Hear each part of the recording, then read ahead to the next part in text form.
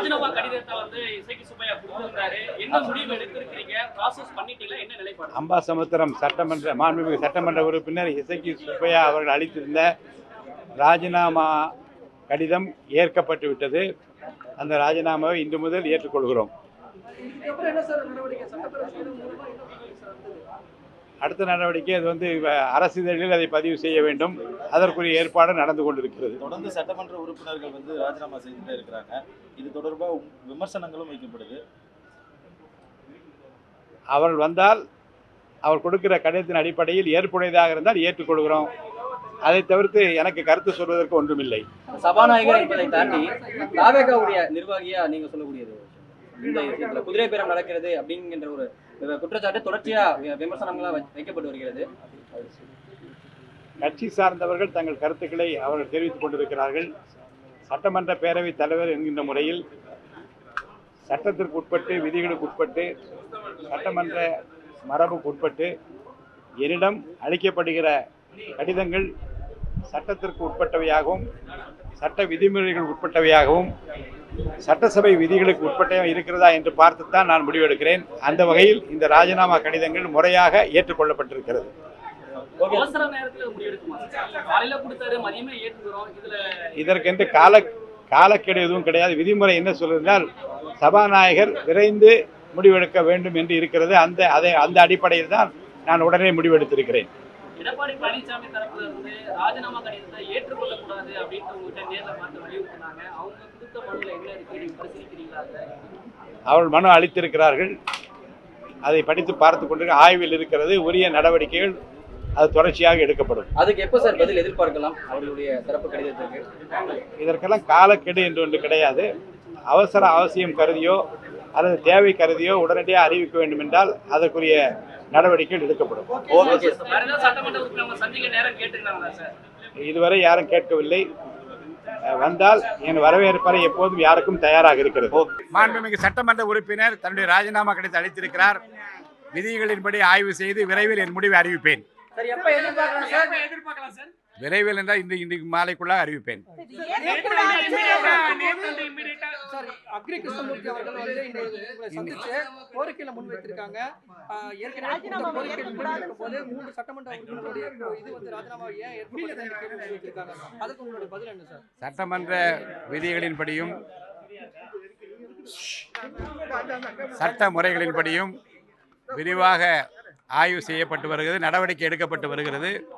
உரிய நேரத்திலே சரியான முடிவை எடுத்து நிச்சயமாக அதை அறிவிப்போம். ஆனால் அந்த 3 சட்டமன்ற உறுப்பினர்கள் ராஜினாமா ஏற்கப்பட்டதில் வந்து ஏற்கனவே கொடுத்த கோரிக்கைகள் நிலுவையில் இருக்கும்போது சட்டமன்ற குழுத்தலைவர் கொறடா குதிரை பேரத்தை நடத்தக்கூடிய நிலையில ஏன் வந்து ராஜினாமா கடிதத்தை ஏற்றாரு நிலுவையில் வைக்க வேண்டும் அப்படிங்கிறதா அவருடைய கோரிக்கையா இருக்கு. இப்போதுதான் என்னிடம் மனு கொடுத்திருக்கிறார்கள். 3 பக்க மனுவில் குறிப்பிட்டுள்ள எல்லா விவரங்களையும் நான் இப்போது பார்த்து கொண்டிருக்கிறேன்.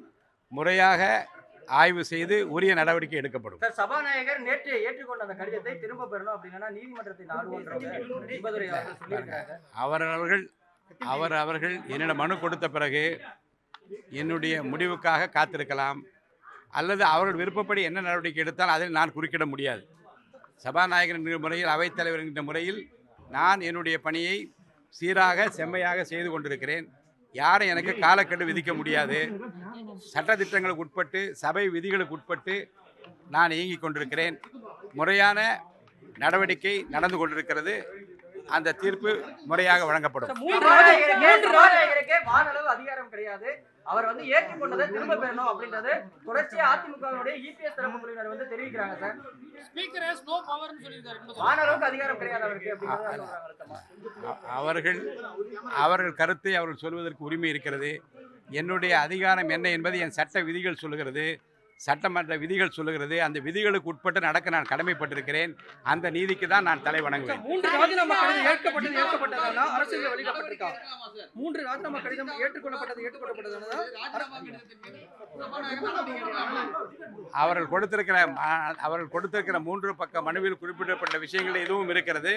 அதை பற்றி முறையாக ஆய்வு செய்து விரிவாக விளக்கமாக நான் உங்களுக்கு பதில் அளிப்பேன். ஏற்கனவே முடிவெடுத்து விட்டோம்ல சார், 3 பேர் ராஜினாமா செய்து ஏற்கப்பட்டிருக்கிறது, அரசியல் வெளியிடப்பட்டிருக்கிறது. அப்ப எடுக்கக்கூடிய முடிவுல உறுதியா இருக்கப்படுதா? ஆனா கொடுத்த கோரிக்கையில் ஆய்வு செய்வேன்னு சொல்றீங்க. இன்று காலையில் தான் அவர்கள் மனு அளித்திருக்கிறார்கள். அந்த மனு என்னுடைய ஆய்வில் உள்ளது. அதில் என்ன நடவடிக்கை எடுக்கலாம் என்பதை பற்றி நடவடிக்கை எடுக்கிற போது உங்களுக்கு நான் நிச்சயமாக நேற்று அறிவிப்பேன். எடுக்கப்பட்ட முடிவு உறுதியானதா சார்? ஏற்கப்பட்டது ராஜினாமா கடிதம் ஏற்கப்பட்டு அரசியல்ல வெளியிடப்பட்டிருக்கேன் சார். அது ஏற்கப்பட்டது உறுதியா இருக்குமா சார்? அவங்க சொல்றதுல அவங்க தொடர்ச்சியா சொல்றாங்க இந்த மாதிரி திரும்ப பெறணும்ன்றது. ஆனா நம்மளுடைய தரப்புல ஏற்கப்பட்டது தான் அப்படின்றதா சார். அவர்கள் கருத்தை 3 பக்க மனுவிலை கொடுத்திருக்கிறார்கள். நான் சட்ட முறைப்படியும் சட்டமன்ற விதிகளின்படியும் நடந்து கொண்டிருக்கிறேன். என்னுடைய முடிவு தான் இறுதியானது. சட்டமன்ற உறுப்பினர்கள் ராஜினாமா செய்வதற்கு சட்டப்பேரவை விதி என்ன சார்? ஒரு எம்எல்ஏ வந்து என்ன ரூல் படி அவங்க ராஜினாமா